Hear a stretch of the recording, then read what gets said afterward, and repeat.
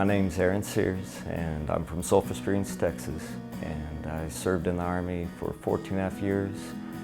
The first half of that I was in the infantry, and actually was hurt in 1989. We were doing live fire exercises, getting ready to go into Panama, and they were supposed to lift and shift fire, and I was point man, and unfortunately they didn't get the signal, and I was the breacher. So I breached the concertina wire, and 41 of my friends ran across my back to get in the trench line, and that's how I was initially injured.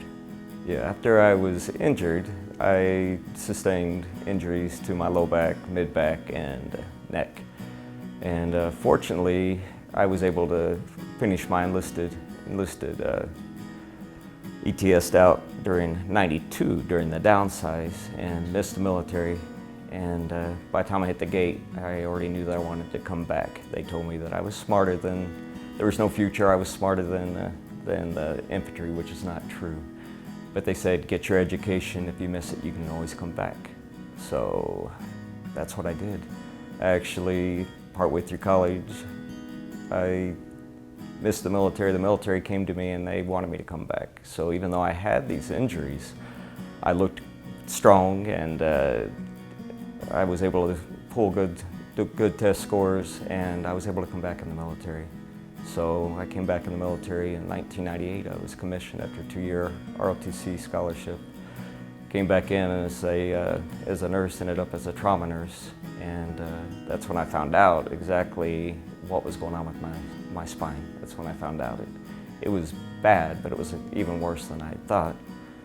So I was able to go deploy in 2003 with the neuro team, and about 2006, I started having, actually about 2004, I started having a lot of problems with my back, and started about a 2.5-year road to partial paralysis.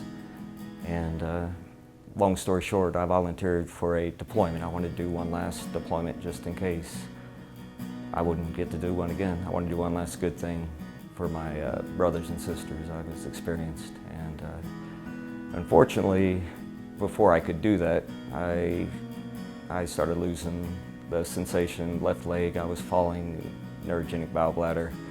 Went to see one of the neurosurgeons I deployed with in 2003, and they told me that I was going paralyzed, and that if I didn't have surgery, that it would be a matter of time. They said, just continue to do my job would paralyze me.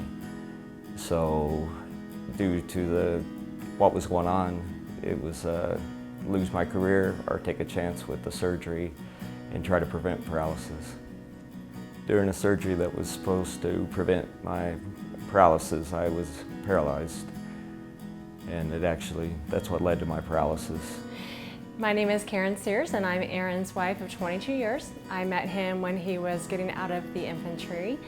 And a couple years after we were married, he told me he wanted to go back in, and I told him that was fine. I had already left my family in California, so I thought, well, I'll just follow him wherever he wants to go. I had already completed school and was starting my career. And so he went back in as an officer, and in 2003 he deployed to Iraq. And then, as he mentioned earlier, he opted to do a second deployment, but unfortunately during that time he was having a lot of symptoms. Some of them I was not aware of, because like a good soldier, he was kind of, just persevering and not sharing all that information with me. But he did have to have surgery, and that is what paralyzed him. I remember that day very clearly. I was by myself waiting in the waiting area with all the other families, and I watched people coming and going to their loved ones, and then I was told by a nurse that the doctor wanted to speak to me in a separate room, and I thought, that's not good. But I'm a positive person, and I thought, okay, whatever it is, we can handle it. And I remember being taken into that room and sitting there with the surgeon and his resident, I think is what they're called, and him telling me that during the surgery there was some issues, and that Aaron was having some movement, and that they don't really know what happened, but that he was not able to move his legs anymore. And at the time, I really, I heard what he was saying, but I wasn't really registering what that entailed. I just thought, oh, he can't walk. I had no clue what the peripheral, so to speak, items were that were going to go along with that, and how ultimately that was going to change our life. Well, as a caregiver, I'm very tied into a large group of other caregivers, and so I remember when I first heard about the Independence Fund and the Hyperbaric and Wellness Center, and so I thought, you know, he's tried so much, and what have we got to lose at this point? So I filled out the online application, and we heard back and were accepted to the program, and it's so great because it's absolutely no cost to us. We came out here for a full month. We were put up in an apartment and had access to a swimming pool, which has been really beneficial for Aaron, along with the neurofeedback, the ARP wave therapy, and hyperbaric oxygenation. And you know, some of the things that, you know, I don't know if the word normal is the appropriate word, but so many couples take for granted that they can sleep in the same bed together, go to bed, wake up at the same time together, but those little things are the dynamics in a relationship that make it tick. And Aaron and I, for 8.5 years, have really not been able to do that. He doesn't normally sleep at night. He goes to bed when I'm getting up for the day. So for this past month, to have him actually come to bed at a regular bedtime with me and to fall asleep together, wake up together, his appetite is improved, he's eating lunch.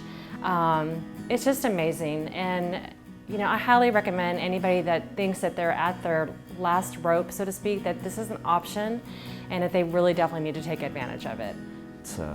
It's been wonderful, and I hope that a lot of other veterans take advantage of this, because I know I was a little skeptical and my physician was skeptical, but for once I found something that has worked for me, and it's worked for both of my spouse and I. We're both very grateful.